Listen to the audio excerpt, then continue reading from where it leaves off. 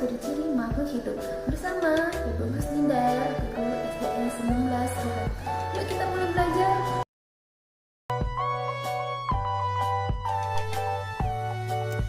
Sebelum kita mulai pelajaran, silakan berdoa dulu ya.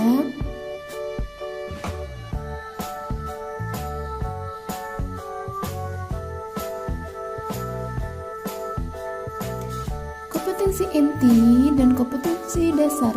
Kompetensi dasar pada pembelajaran kedua mencakup muatan pelajaran Bahasa Indonesia, PKN, PJOK. Ini indikator untuk pembelajaran kedua. Ini tujuan pembelajaran yang harus kamu capai ya.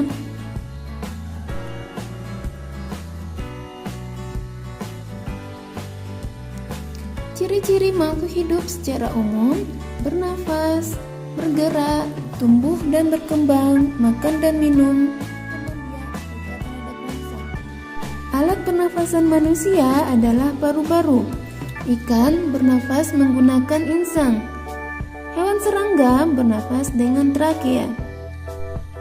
Selanjutnya, contoh gerak pada manusia adalah berjalan menggunakan kaki. Harimau berjalan menggunakan kaki. Gajah pun berjalan menggunakan kaki. Kupu-kupu dan burung bisa terbang karena punya sayap. Ikan dapat berenang di air menggunakan sirip dan ekornya.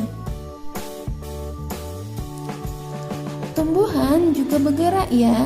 Contohnya, pucuk tanaman akan bergerak ke arah datangnya cahaya matahari.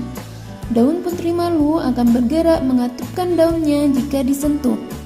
Bertambahnya tinggi badan pada manusia dan tinggi tanaman merupakan salah satu contoh tumbuh dan berkembang.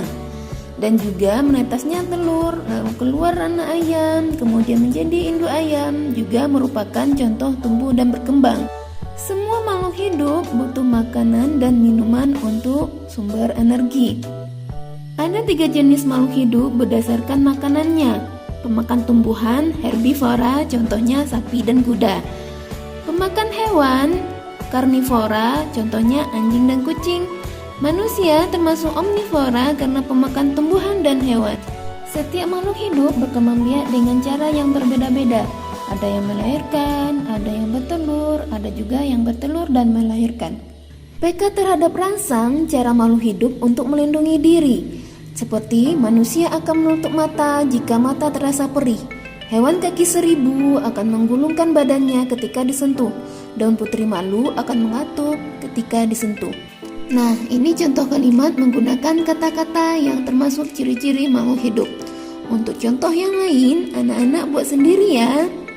Manusia adalah makhluk hidup yang mampu bergerak bebas, bisa berjalan ke samping kiri, kanan, depan, dan belakang. Bisa berlari ke depan, ke belakang, ke samping, kiri, dan kanan, dan bisa berlari berbelok-belok dan membentuk lingkaran. Nah, untuk lebih mudah nanti kita praktek gerakan gabungan ya, berjalan dan berlari. Karena kita mampu bergerak dengan bebas tersebut, kita wajib bersyukur kepada Allah Subhanahu wa Ta'ala karena telah menciptakan kita dengan sempurna.